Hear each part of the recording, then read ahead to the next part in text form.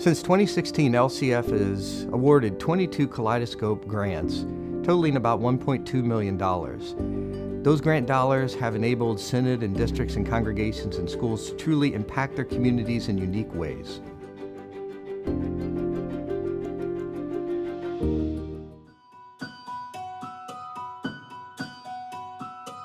The Kaleidoscope Fund is LCEF's way to be able to share some of our earnings through a grant program.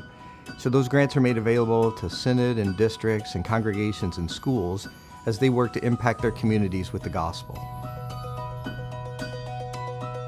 Loving Arms Preschool is part of our outreach of Christ the King. A lot of the children that we reach are children who have been asked to leave other preschool programs.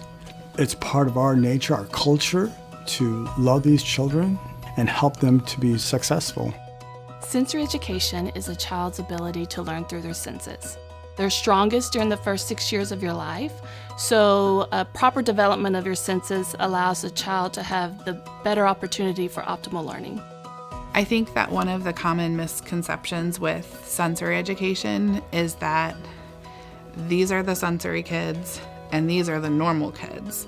And what we're seeing these days is, number one, that every child can benefit from sensory input. And the more integrated that you can make the system, the better it is for everybody. All of our children interact with sensory items. Basic materials that every school would have, such as Play-Doh, sensory bin materials, and then masking tape, and then there's special materials such as a sit disc, a special sensory balance beam, compression vest, skin sensory brush, things of that nature. I think that sensory education really allows the students to thrive by providing them for something that they don't know that they need. Sensory education really helped Addison to break out of that anger cycle that she would get into. It got her more involved in her education, and she's learning more, and we see a huge difference at home.